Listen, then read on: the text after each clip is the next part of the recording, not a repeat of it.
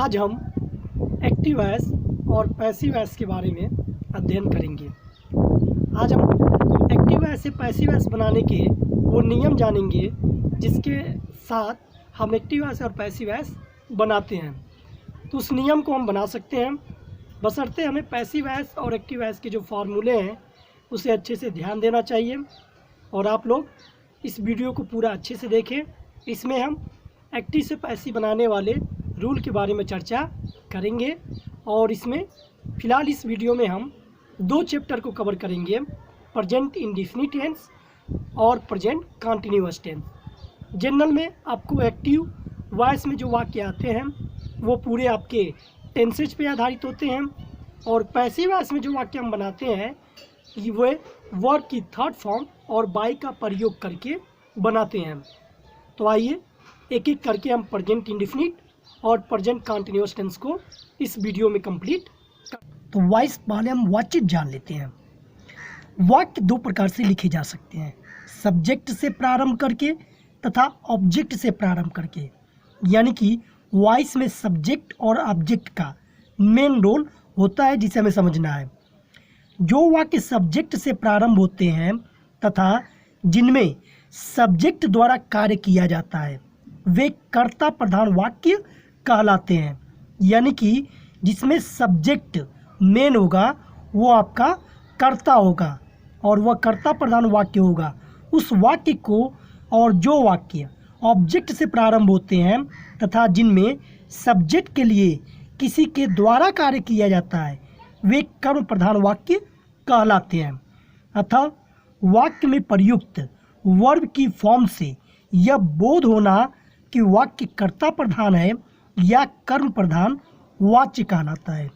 यानी कि जो वाक्य सब्जेक्ट से कर्ता प्रधान वाक्य होते हैं उसे हम एक्टिव वॉइस कहते हैं, और जो वाक्य ऑब्जेक्ट से शुरू होते हैं वो हमारे पैसिव वाक्य कहलाते हैं। और इन दोनों वाक्यों को मिलाकर हम वाक्य यानी कि वॉइस कहते हैं। Kind of voice, kind of voice, वाक्य के प्रकार। वॉइस निम्नलिखित दो प्रकार की होती है। पहला एक्टिव वॉइस, जो अभी हमने कहा जो कर्ता प्रधान होता है, कर्तृवाच्य। जब किसी वाक्य में प्रयुक्त क्रिया वर्ब से ऐसा प्रकट हो कि कर्ता सब्जेक्ट स्वयं कार्य कर रहा है तो वह वाक्य एक्टिव वॉइस में होता है। यानी कि जो कर्ता हो, सब्जेक्ट से शुरुआत हो। अतः वो वॉइस जिसमें वर्ब द्वारा सब्जेक्ट की प्रधानता दी जाती है एक्टिव वॉइस कहलाती है। इसमें सब्जेक्ट के अनुसार वर्ब की फॉर्म बदली जाती है। सेकेंड, पैसिव वॉइस, कर्मवाच्य। जब किसी वाक्य में प्रयुक्त क्रिया वर्ब से ऐसा प्रकट हो कि कर्ता स्वयं कार्य नहीं कर रहा है बल्कि किसी के द्वारा उसके लिए कार्य किया जा रहा है तो वाक्य पैसिव वॉइस में होता है। अतः वह वॉइस जिसमें वर्ब द्वारा ऑब्जेक्ट को प्रधानता दी जाती है पैसिव वॉइस कहलाती है। इसमें ऑब्जेक्ट के अनुसार वर्ब की फॉर्म बदली जाती है, ऑब्जेक्ट के अनुसार वर्ब की फॉर्म बदल दी जाती है। यानी कि ये पैसिव वॉइस होते हैं जिसमें ऑब्जेक्ट को महत्व दिया जाता है, ऑब्जेक्ट से सेंटेंस हम शुरुआत करते हैं। एग्जाम्पल देख लेंगे। First, they cook the food, वे भोजन पकाते हैं। प्रेजेंट इंडेफिनिट टेंस का वाक्य है, एक्टिव वॉइस का है ये, क्योंकि ये दे वही है और फूड को प्रधानता दी गई है। The food is cooked by them, third form लगाकर बाई का प्रयोग करके दे का ऑब्जेक्ट लगाकर देम बना दिया गया, तो ऐसा वाक्य पैसिव वॉइस में है। ही writes a book, present indefinite yes लगा है, और प्रेजेंट इंडेफिनिट को ईजेएमआर में भी बदलते हैं। A book is written by him, तो ही राइट्स ए बुक जो टेंस पे होंगे और सारे टेंस वाले वाक्य हमारे एक्टिव वॉइस में होते हैं, और जिसमें ऑब्जेक्ट को प्रधानता देकर बाई का प्रयोग किया जाता है, वर्ब का थर्ड फॉर्म लगाया जाता है, वो वाक्य हमारे पैसिव वॉइस में है।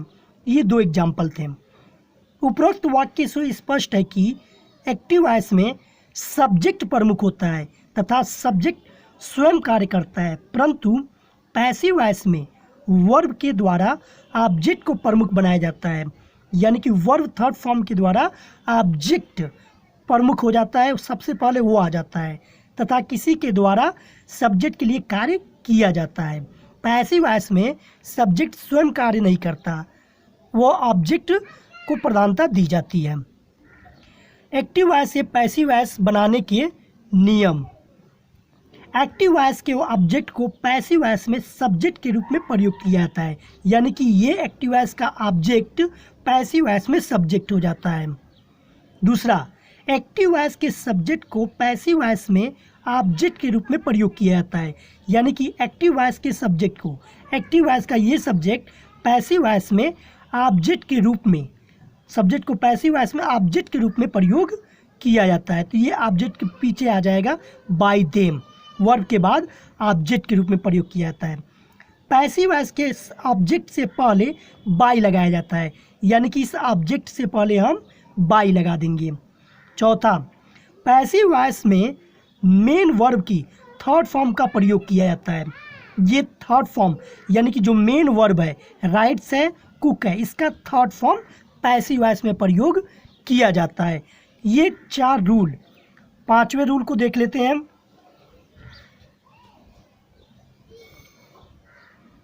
Rule number 5, pronoun, noun, subject case तथा ऑब्जेक्टिव केस में परिवर्तन निम्नलिखित प्रकार से किए जाते हैं। सब्जेक्ट केस के लिए सब्जेक्टिव फॉर्म में एक्टिव वॉइस में ये यूज होंगे, I, we, you, he, she, they.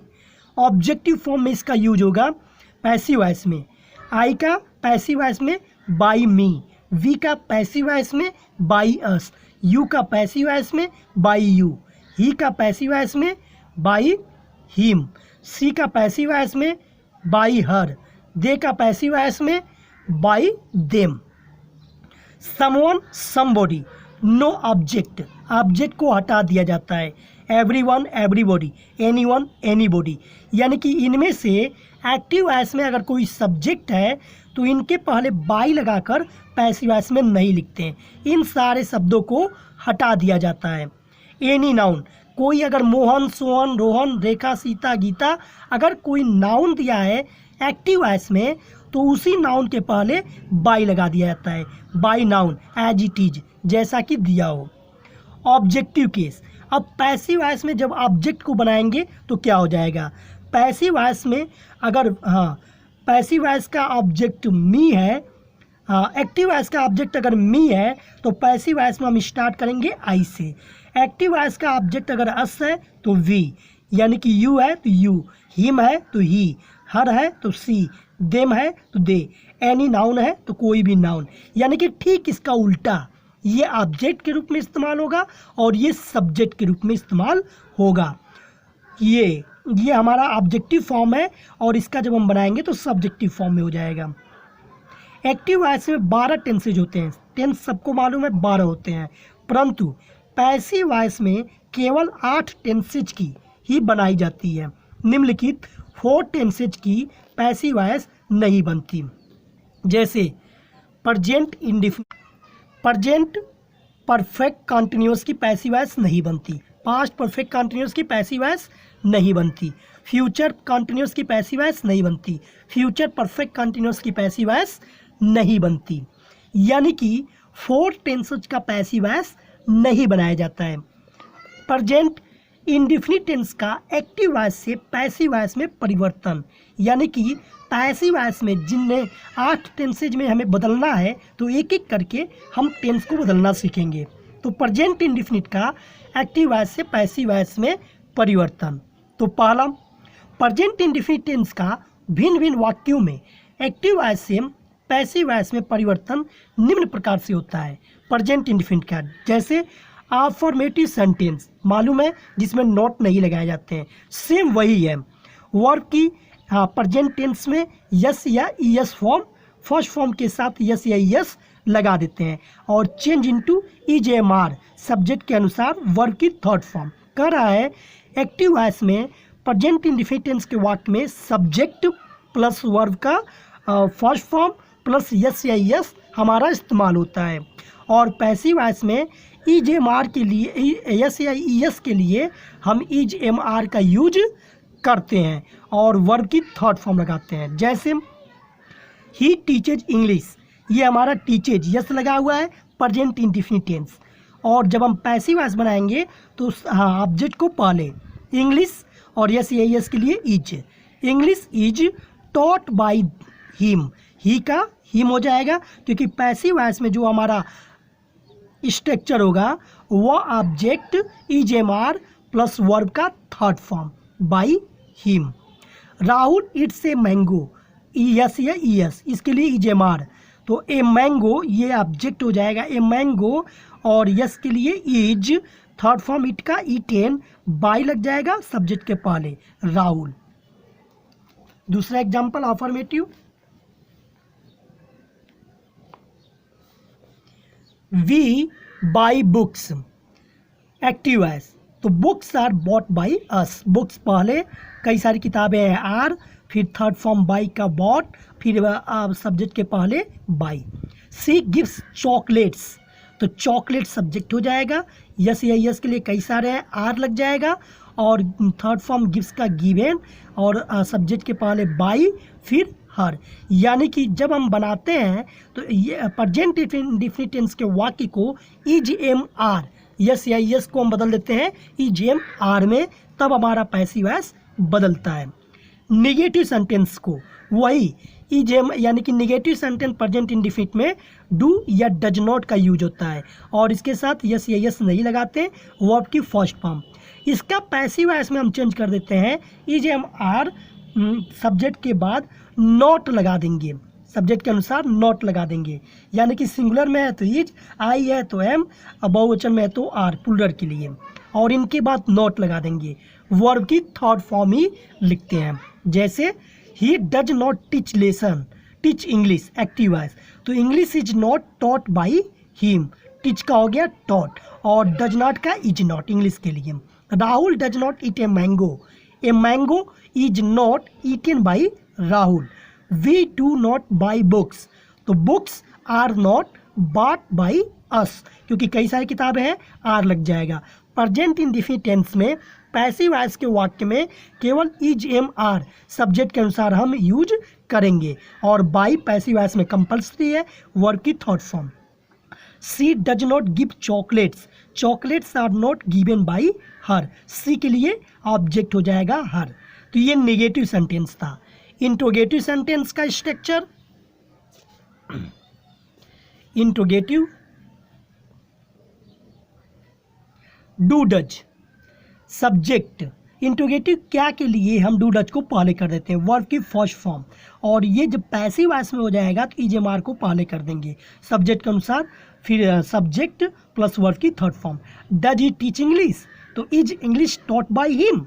Does Rahul eat a mango, तो इज ए मैंगो, ये मैंगो तो रहेगा ही लेकिन डज की जगह पे इज हो जाएगा, is a mango eaten by Rahul. Do we buy books, are books bought by us. Does she give chocolates, are chocolates given by her. यानी कि जिस प्रकार हमारा एक्टिव वॉइस में इंट्रोगेटिव सेंटेंस होता है, ठीक उसी तरह हमारा पैसिव वॉइस में भी इंट्रोगेटिव सेंटेंस होगा, कोई चेंजिंग नहीं करेंगे। अब interrogative double interrogative sentence, interrogative sentence जैसे का do does plus subject not plus verb की फर्स्ट फॉर्म, चंद is am are plus subject plus not, यानी कि इंट्रोगेटिव निगेटिव है, सेम वही है। Does he not teach English, तो is English not taught by him, is English के पहले इज लग गया, नॉट जहाँ है वही रहेगा। Does Rahul not eat a mango, is a mango not eaten by Rahul. Do we not buy books, are books not bought by us, यानी कि पैसिव वॉइस में वर्ब का थर्ड फॉर्म लगाना कंपल्सरी होता है। Does she not give chocolates, are chocolates not given by her. तो हमने देखा जिस प्रकार प्रेजेंट इंडेफिनिट टेंस में इज एम आर का यूज किया जाता है, ठीक उसी प्रकार प्रेजेंट इंडेफिनिट के पैसिव वॉइस में इज एम आर हमारा लगना कंपल्सरी है। इज एम आर यस या यस की जगह पे हम यूज करेंगे, तभी हमारा पैसिव वॉइस बनेगा। दूसरा सेंटेंस प्रेजेंट कंटीन्यूअस टेंस का, एक्टिव वॉइस से पैसिव वॉइस में परिवर्तन।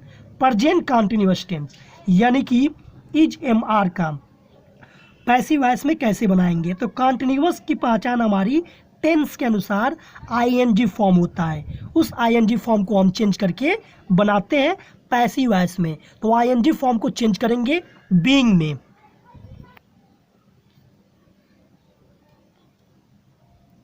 अफर्मेटिव सेंटेंस के लिए is am are plus verb की आईएनजी फॉर्म, जो हमारी प्रेजेंट कंटिन्यूअस टेंस की वाक्य होती है। तो इज एम आर और आईएनजी पैसिव वॉइस में चेंज होते हैं। इज एम आर का इज एम आर ही रहता है, लेकिन आईएनजी के लिए बीइंग लग जाता है, और वर्ब की थर्ड फॉर्म पैसिव वॉइस में होना अनिवार्य है। Example, Rohan is cooking the food, active voice का वाक्य है। तो the food is being cooked by Rohan. Same वही जो सब ऑब्जेक्ट था हमारा पहले आ गया, इज है तो इज रहेगा ही, लेकिन आईएनजी के लिए बदल गया बीइंग में, और वर्ब की third form cooked by Rohan. Second example, she is reading a news paper, active voice का। A news paper is being read by her. A news paper हमारा ऑब्जेक्ट पहले आ गया, इज का इज, और आईएनजी के लिए बीइंग लग गया, और वर्ब का third form read by she का her. He is washing cloth, the cloth they are being called by my mother. Negative sentence केवल नोट लग जाएगा, इज एम आर नोट, और इज एम आर नॉट के being के पहले not लगा देंगे। जैसे Rohan is not cooking the food is not being cooked by Rohan. She is not reading a news paper, और news paper is not being read by her. He is not washing clothes are not being washed by him. My mother is not calling them, they are not being called by my mother. Interrogative sentence, interrogative में is am are को पहले लिख देते हैं, being उसके बाद।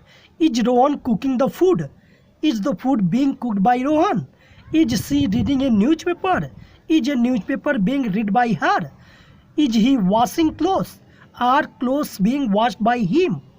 Is my mother calling them, are they being called by my mother.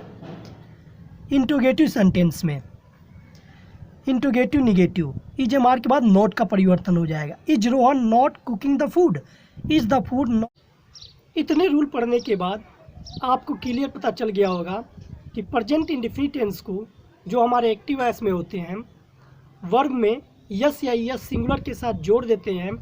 Negative बनाने के लिए डू नॉट और डज नॉट का प्रयोग करते हैं प्रेजेंट इंडेफिनिट टेंस में। इंटरोगेटिव के लिए जो डू और डज को हम पहले कर दे रहे थे, और इंटरोगेटिव निगेटिव के लिए डू और डज के साथ निगेटिव भी रह रहा था। तो पैसिव वॉइस में हम लोगों ने सीखा प्रेजेंट इंडेफिनिट टेंस का यस या यस का इज एम आर लगाना प्लस वर्ब का थर्ड फॉर्म पैसिव वॉइस में बदलना अनिवार्य है। इसी प्रकार डू डज का इज एम आर के साथ निगेटिव नॉट में नॉट लगाना अनिवार्य है। कॉन्टिन्यूअस का हमने सीखा इज एम आर के साथ आईएनजी फॉर्म में जो बनाया जाता है प्रेजेंट कंटिन्यूअस, उसका is am are plus ING form का बीइंग लगाना प्रेजेंट कंटिन्यूअस में अनिवार्य होता है। और बीइंग के पहले अगर नॉट दिया है तो पैसिव वॉइस में नॉट बनाएंगे। जिस प्रकार एक्टिव वॉइस में इंटरोगेटिव सेंटेंस में प्रश्नवाचक चिन्ह लगाना अनिवार्य होता है, उसी प्रकार पैसिव वॉइस के भी इंटरोगेटिव सेंटेंस में प्रश्नवाचक चिन्ह लगाना अनिवार्य होता है। तो इस वीडियो में हमने 2 चैप्टर कवर किए हैं, प्रेजेंट इंडेफिनिट टेंस का पैसिव वॉइस और प्रेजेंट कंटिन्यूअस टेंस का पैसिव वॉइस। अगले वीडियो में हम प्रेजेंट परफेक्ट और पास्ट टेंस के पैसिव वॉइस बनाना सीखेंगे। तो अगले वीडियो में हम फिर मिलते हैं।